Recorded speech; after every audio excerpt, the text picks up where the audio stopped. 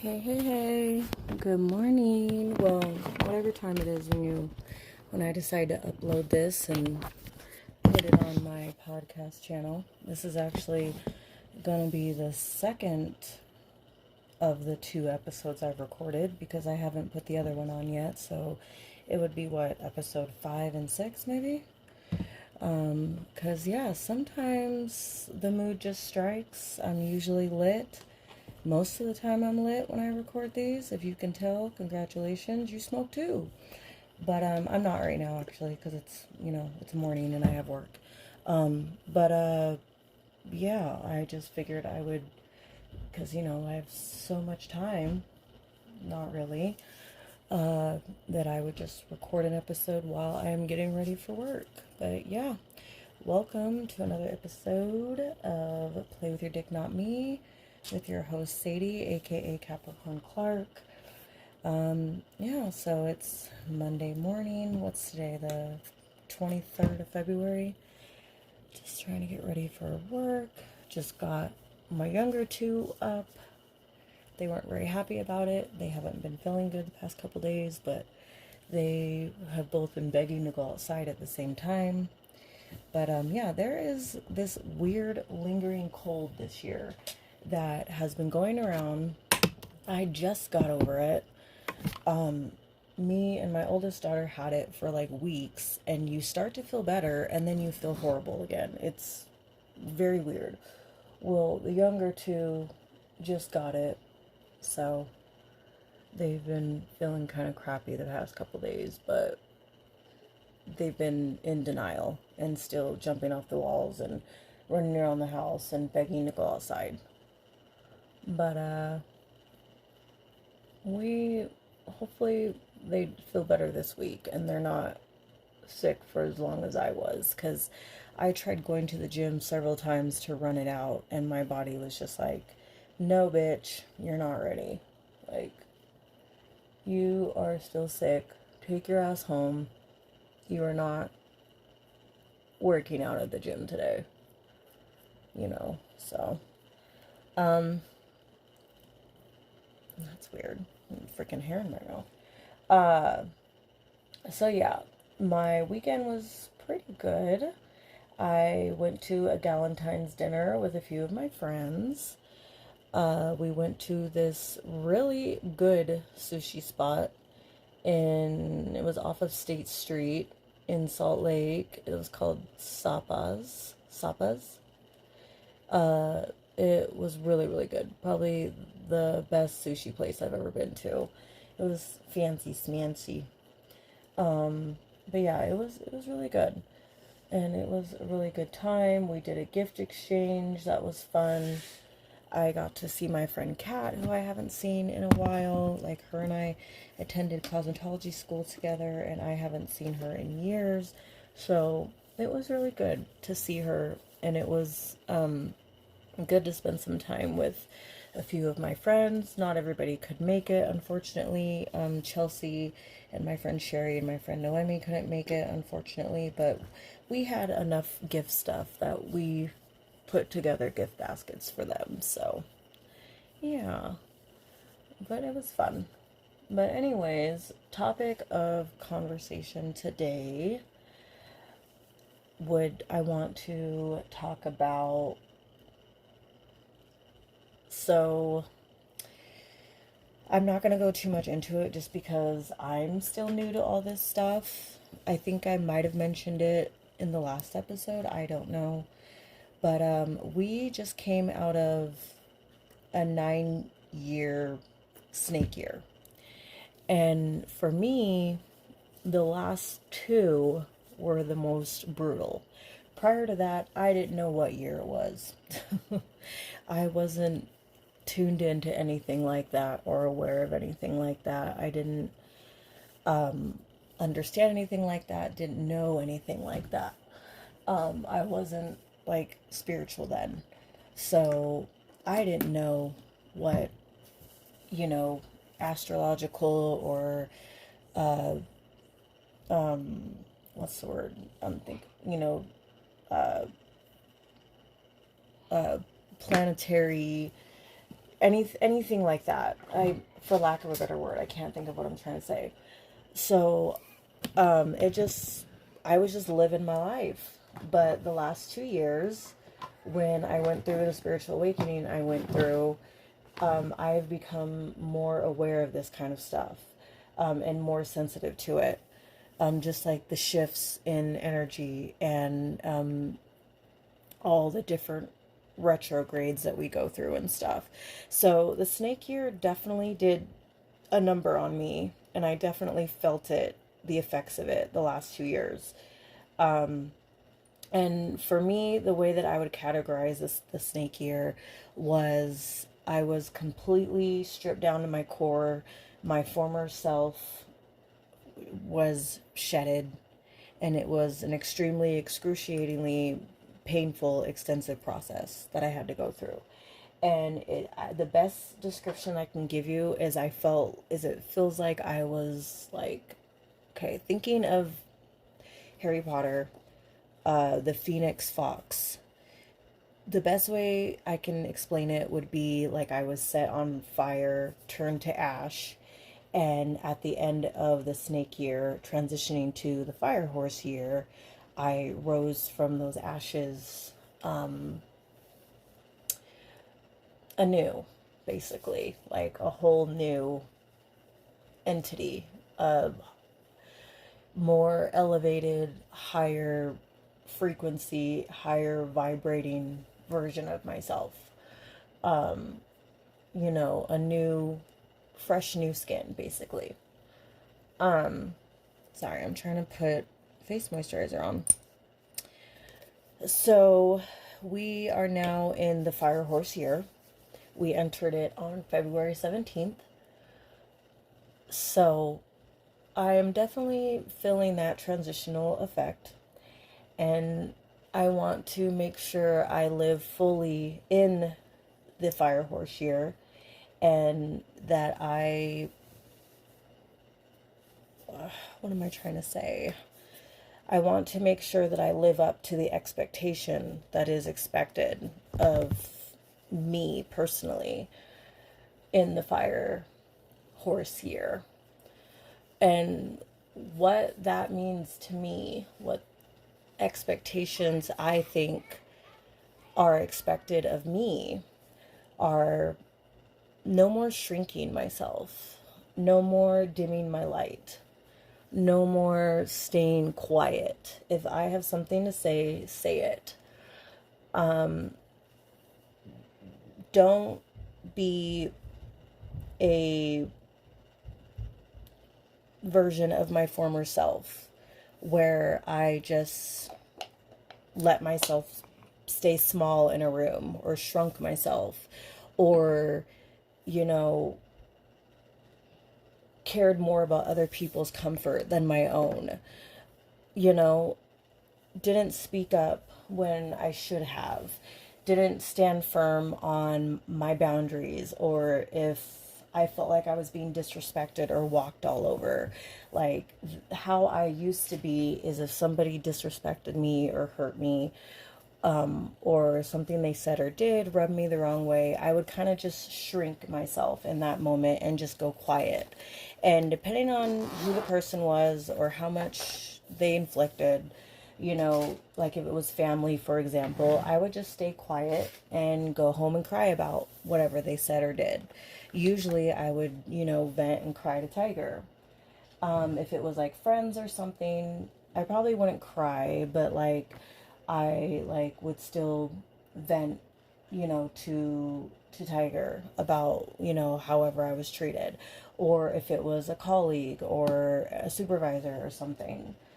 I was very much in my people pleasing era. I didn't want to rock the boat. I hated confrontation. It just made me anxious, even though being in a room with tension that could absolutely be felt worse. I just would stay quiet to, again, like keep the peace and make other people comfortable, at the expense of me being uncomfortable, especially if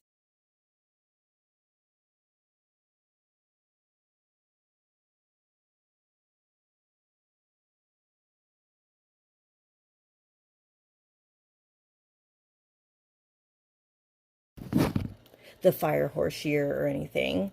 Tiger helped me find my voice years ago. So I have been a former people pleaser for a few years, but there were still parts of me that, yes, I would shut down. I would stay quiet to keep the peace. I would, you know, there were still some remnants of who I used to be before Tiger told me that I was allowed to set boundaries, that I was allowed to use my voice, and that I could tell people no. And it was okay. It doesn't matter, if they're upset or their feelings are hurt. I'm allowed to set boundaries and, say no. And for anyone that's an empath or anyone that's always been a people pleaser, it's funny, people pleaser. I was listening to a podcast. I believe it was Jay Shetty, and Mel Robbins was on it. And I'm pretty sure it was her that said people pleasing is manipulative. And honestly, I don't agree with that. I love Mel Robbins, but I did not agree with her saying that. She gave an example as to why she said it, like basically we're being manipulative because we want to be liked and please everybody, but I don't know how that's manipulative. I think it when I think of people pleasing, I think of dimming our light, shrinking ourselves. I believe it's making other people comfortable at the expense of our own comfort. I believe it's wanting to keep the peace and not rock the boat. I don't think it's so much about wanting to be liked. I think it's just being so hyper focused on not hurting other people, or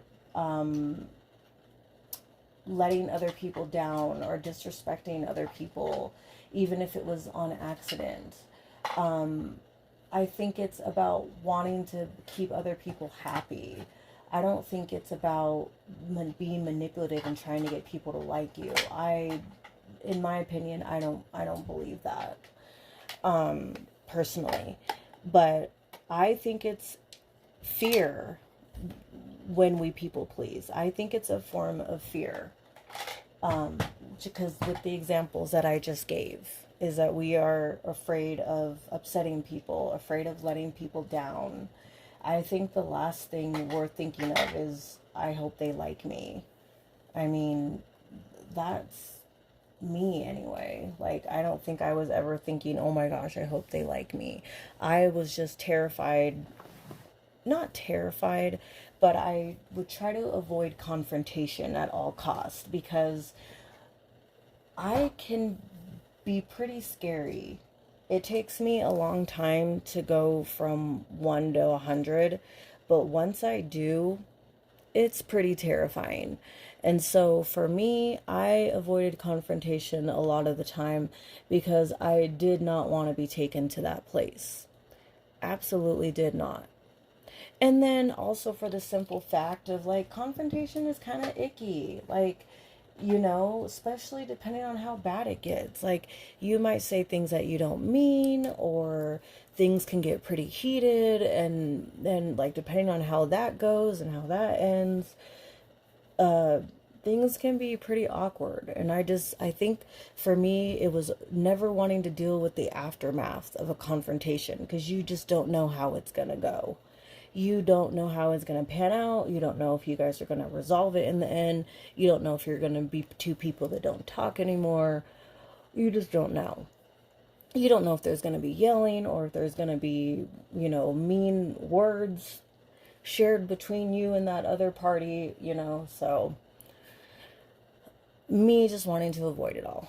But anyways, getting back to what I feel the expectations are for me in the fire horse year, it's about speaking up.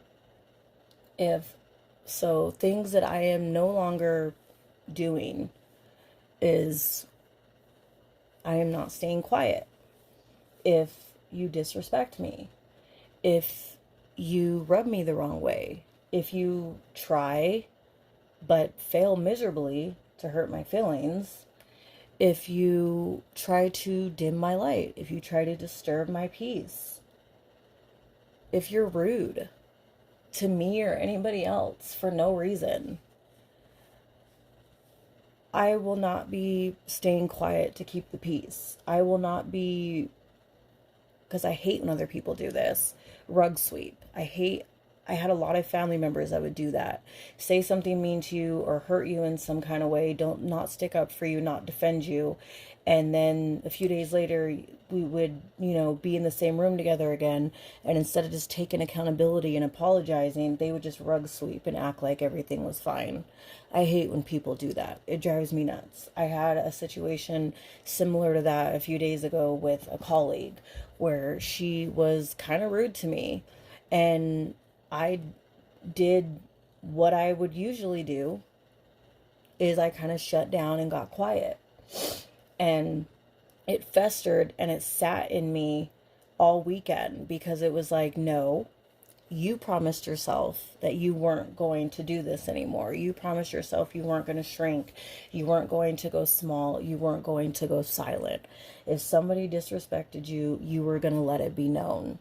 You were going to speak on it. You were going to tell them about themselves. You were going to have an uncomfortable conversation, hopefully it doesn't come to a heated confrontation, but you were going to have a conversation, because the new you are now, Mercedes, is you do not allow people to treat you like furniture that can be walked all over. You are not trash to be discarded. You demand respect in every room that you walk in. Every room that you grace with your presence, you demand respect and will not tolerate anything less. And I knew this. But in that moment, because this person had never treated me this way, I initially didn't really know how to react. And so my nervous system did what it would normally default to, was just kind of shut down and get quiet. But that was not sitting right in my soul, because I am not that person anymore. So I did finally send a text to this person last night. You're probably thinking, like, why did you text? Why did you not have a face-to-face conversation? Sure, I can see that question being valid.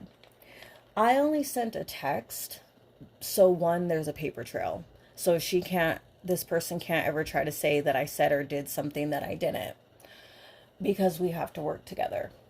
Two, because I don't see her every day, so I can't have a sit-down conversation with her. I would be more than happy to. I have no issue sitting somebody down and being like, let's clear the air. I have no issue doing that. No issue whatsoever. But again, I don't have the luxury of seeing this person every day. We don't work in the same office.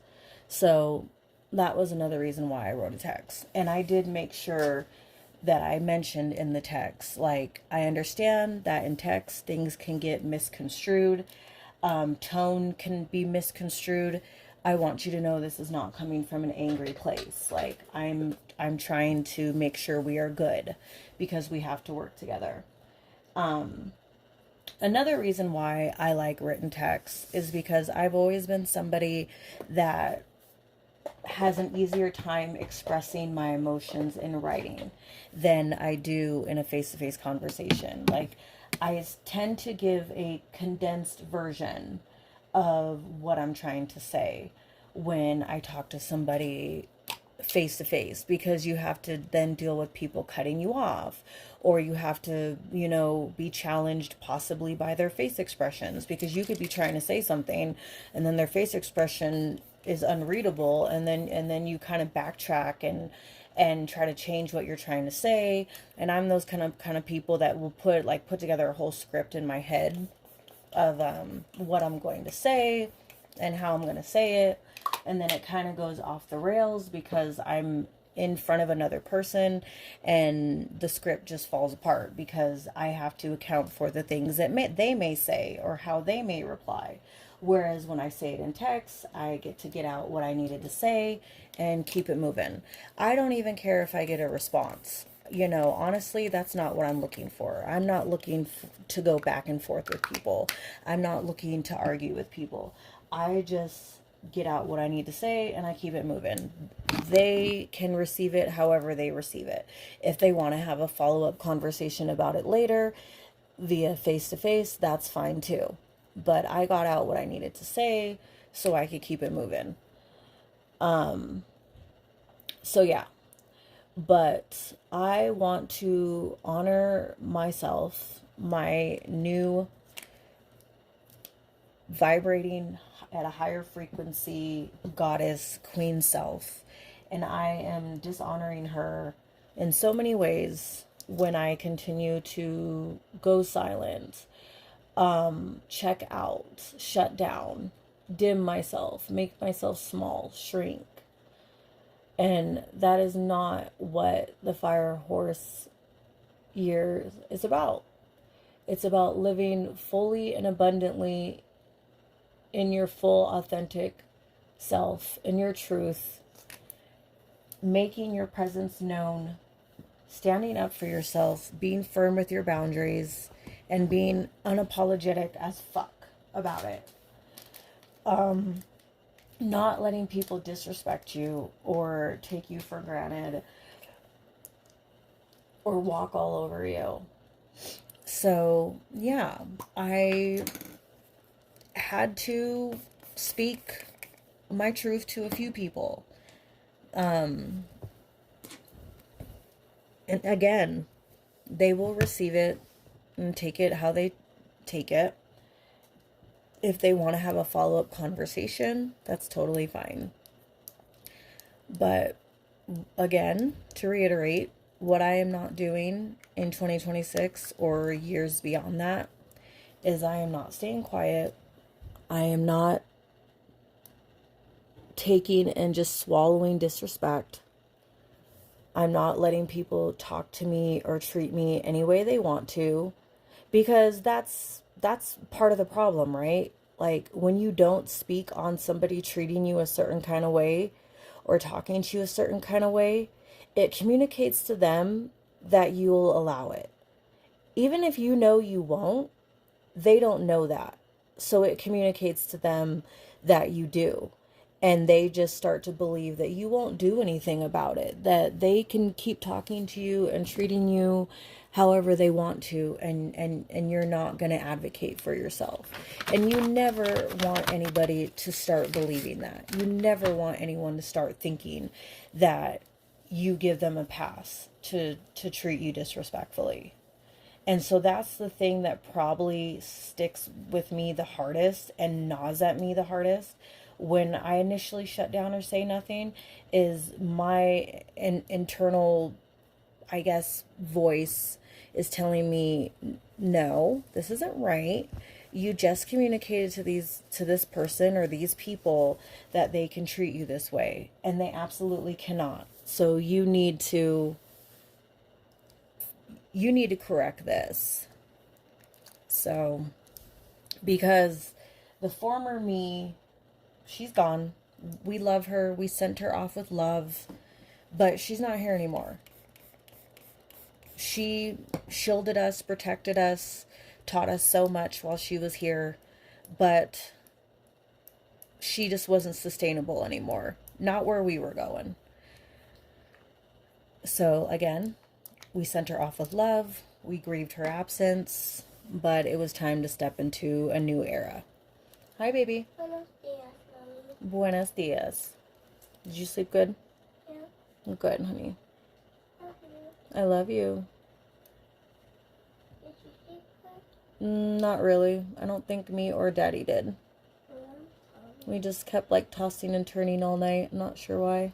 I'm sorry. It's okay, baby. Energy drink or coffee. I'll be fine. I love you. Love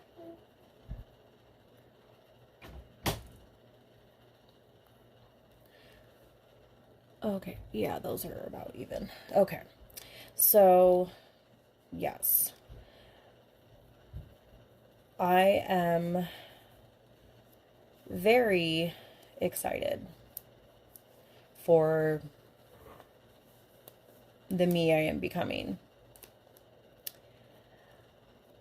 Obviously, there will be parts of me that stayed and are meant to stay. Like, I'm not saying that I like rose from the ashes, you know, freaking bitch.